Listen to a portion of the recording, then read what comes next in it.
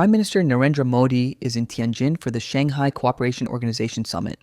This is his first visit to China in 7 years, his first bilateral with Xi Jinping since the Galwan clashes, and his first meeting with Vladimir Putin since the United States imposed a 50% tariff package, which also penalizes imports tied to Russian oil. The visit comes just days after Washington imposed its first sanctions on India in 27 years. A White House advisor described the Ukraine conflict as Modi's war and alleged that India was serving as an oil money laundromat for Moscow. New Delhi rejected the criticism. Commerce Minister Piyush Goyal responded that India will neither bow nor appear weak. India currently imports over 1.7 million barrels of Russian crude oil per day, and officials have made it clear that these flows will continue despite U.S. pressure. SCO stage. At Tianjin, Modi is on stage with Xi Jinping, Vladimir Putin, leaders of Iran and Belarus, and the Central Asian heads of state. The SCO is often described as a grouping outside Western influence.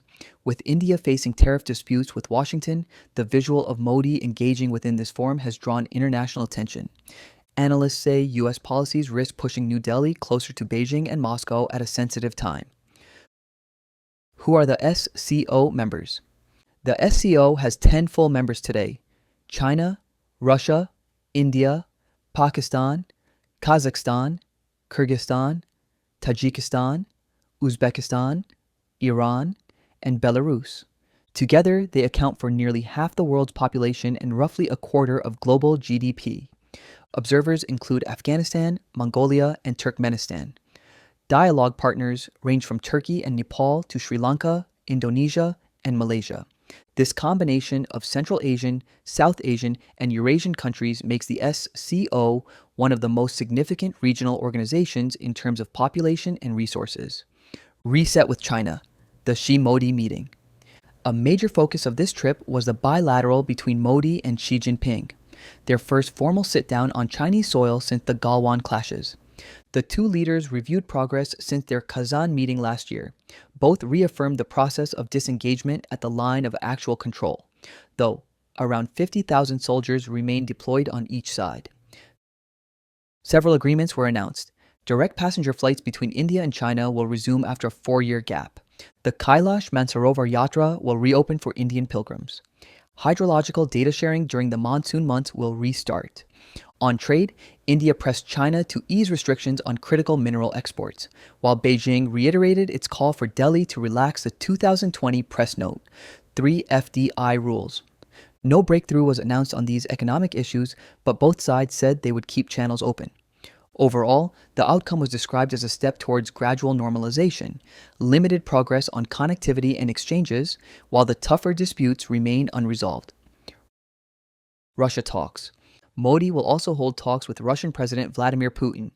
Their agenda includes the U.S. tariff measures, the Ukraine peace process, and preparations for Putin's planned December visit to Delhi, his first since the war began. Despite Western sanctions, India has become Russia's second largest oil customer, sourcing more than 40% of its crude from Moscow. Russia remains India's primary defense supplier. Tanks, fighter aircraft, and missile systems, and both sides will want to signal that this strategic partnership continues. Pakistan factor. Another significant encounter will be with Pakistan's Prime Minister Shahbaz Sharif. This is their first face-to-face since the Pahalgam terror attacks and Operation Sindoor. India is expected to push for stronger wording on cross-border terrorism in the SCO's final declaration.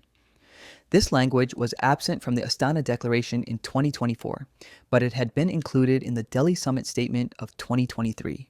With the memory of the 4-day military clash earlier this year, sharp exchanges between India and Pakistan are expected.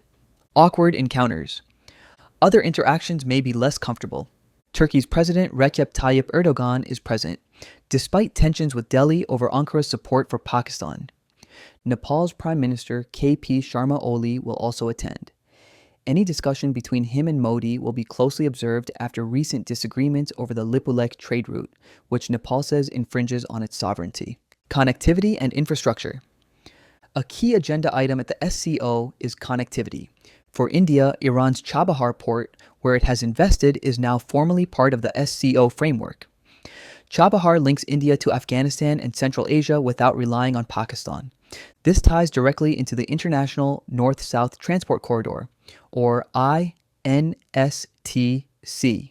a network that connects India to Iran, the Caspian, Russia, and further into Europe. At the same time, China continues to promote its Belt and Road Initiative through the SCO. India is the only major SCO member that has stayed out, citing sovereignty concerns. These parallel projects highlight how the SCO is also a stage for competing connectivity strategies. India-China trade deficit. Economic ties remain a paradox. In fiscal year 2024 to 2025, India's trade with China reached $127.7 billion.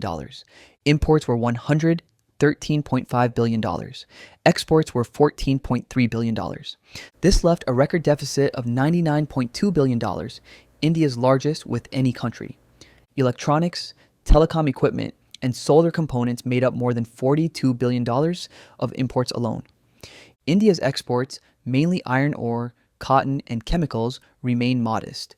Officials say diversifying export markets and boosting local production through incentive schemes will be essential if India wants to manage both the deficit and the impact of U.S. tariffs. In Tianjin, Modi faces one of his most complex balancing acts yet. The SCO summit is more than another diplomatic meeting. It is a test of India's strategy at a time when global alignments are shifting. You're watching Beyond Borders. For more clear explanations of world politics, don't forget to subscribe.